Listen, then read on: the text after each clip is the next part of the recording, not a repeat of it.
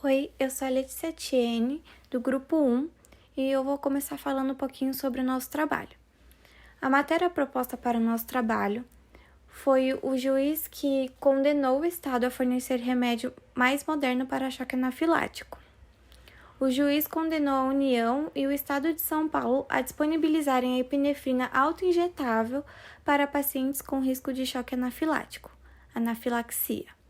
O MPF pediu a apresentação da prova oral e colheu em juízo o depoimento de médicos imunologistas e alergistas, e todos defenderam a caneta injetora de epinefrina como um medicamento mais seguro e eficaz para evitar casos graves de anafilaxia.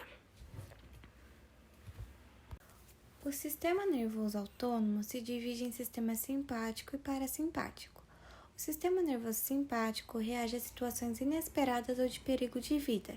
Ele é ativado pela adrenalina.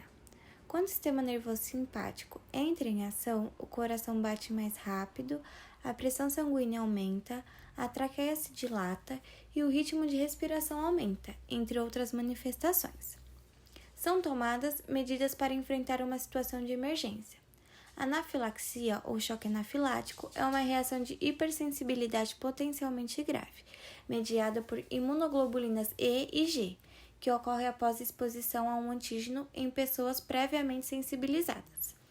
As suas manifestações químicas são multissistêmicas, de instalação aguda, envolvendo a pele, mucosas, vias aéreas, sistema cardiovascular e gastrointestinal. Alguns casos evoluem para o colapso cardiovascular e insuficiência respiratória, caracterizando o choque anafilático. A função específica de cada mediador na anafilaxia ainda é discutida, sabendo-se que os níveis séricos da histamina correlacionam-se com a gravidade e persistência das manifestações cardiopulmonares. A histamina age por ativação nos receptores H1 e H2, apesar de H1 isoladamente causar vasoespasmos coriano, taquicardia, aumento da permeabilidade capilar, rinorreia e broncoespasmo. O tratamento da anafilaxia com bloqueadores de ambos os receptores associa-se à melhor resposta terapêutica quando comparado à administração de bloqueadores seletivos H1. O receptor H2 tem função ionotrópica e cronotrópica, que é a associação entre a ativação de ambos e os receptores diminui a pressão diastólica e aumenta a pressão de pulso. A epinefrina é um medicamento de escolha para o tratamento de primeiros socorros da anafilaxia. Por meio de efeitos vasoconstritores, previne ou diminui o edema de mucosas das vias aéreas superiores, o edema da laringe, a hipotensão e o choque. Além disso, apresenta importantes efeitos broncodilatadores e ionotrópicos cardíacos.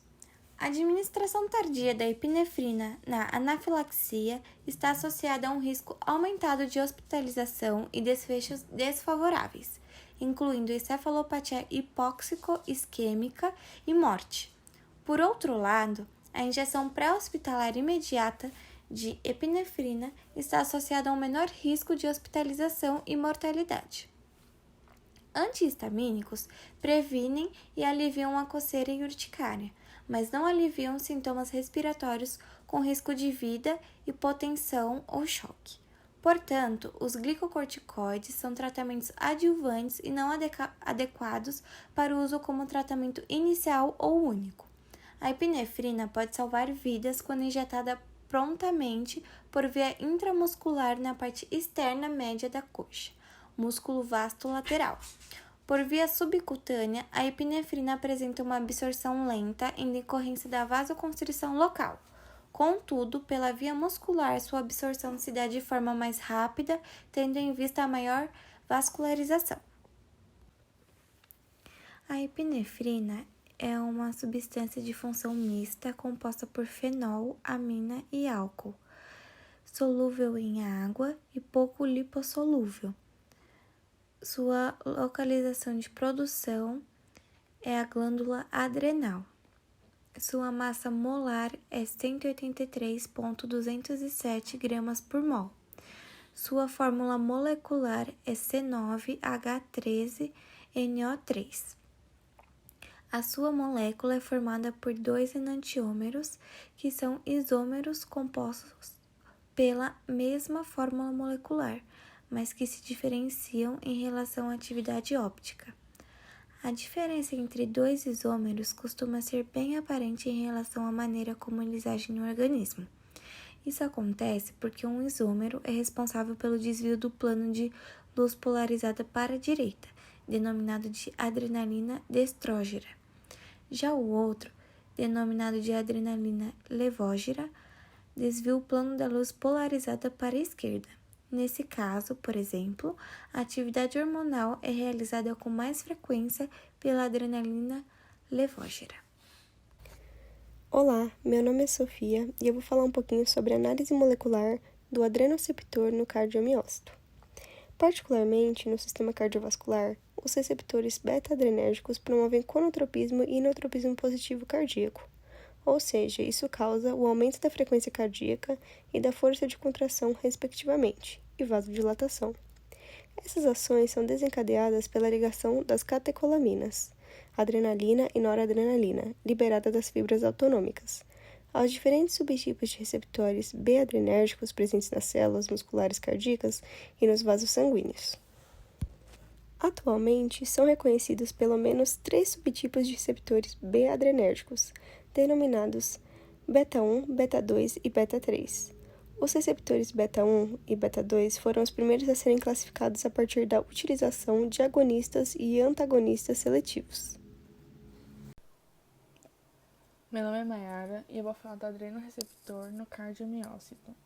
Bom, particularmente no sistema cardiovascular, os receptores beta-adrenérgicos promovem cronotropismo e inotropismo positivo cardíaco, que é o aumento da frequência cardíaca e da força de contração, e a vasodilatação. Essas ações são desencadeadas pela ligação das catecolaminas, adrenalina e noradrenalina, liberada das fibras autonômicas, aos diferentes subtipos de receptores beta-adrenérgicos presentes nas células musculares cardíacas e nos vasos sanguíneos. Atualmente, são reconhecidos pelo menos 3 subtipos de receptores beta-adrenérgicos, denominados beta-1, beta-2 e beta-3. Os receptores beta-1 e beta-2 foram os primeiros a serem classificados a partir da utilização de agonistas e antagonistas seletivos. Por último, vou falar das interações intermoleculares.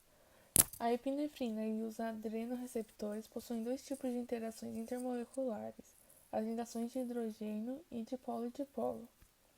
As ligações de hidrogênio ocorrem em moléculas polares, que têm o hidrogênio unido a elementos eletronegativos e com volume atômico baixo, como hidrogênio, flúor e nitrogênio.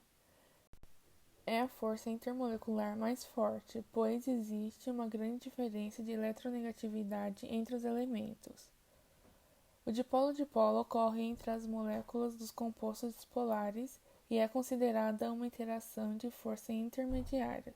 Os elétrons estão distribuídos de forma assimétrica e, assim, o elemento mais eletronegativo atrai os elétrons para si. Nas ligações dipolo-dipolo, as moléculas polares interagem de maneira que os polos opostos sejam preservados. Agora vou falar da relação entre AMPC, pKa e inotropismo positivo. O AMPC é um nucleotídeo sintetizado no interior das células a partir do ATP sob a ação de uma enzima ligada à membrana, a adenilato ciclase. O AMPC é continuamente produzido e inativado por hidrólise da 5'-AMP por meio de uma família de enzimas conhecidas como fosfodiesterases. O AMPC regula muitos aspectos da função celular, incluindo enzimas envolvidas no metabolismo energético, divisão, diferenciação celulares, transporte de íons, canais iônicos e proteínas contráteis. Entretanto, esses efeitos são produzidos por um mecanismo comum, isso é, a ativação de proteínas quinases pelo AMPC. A produção aumentada de AMPC em resposta à ativação dos receptores beta-adrenérgicos afeta várias enzimas envolvidas no metabolismo do glicogênio e da gordura do fígado. adipócitos e células musculares. O resultado consiste em uma resposta coordenada em que a energia armazenada na forma de glicogênio e gordura torna-se disponível como glicose para suprir a contração muscular. Em termos gerais, tanto a MPC, PKA e inotropismo positivo possuem relação direta com contrações musculares, muitas vezes diretamente ligados ao miocárdio, ou seja, contração da musculatura cardíaca.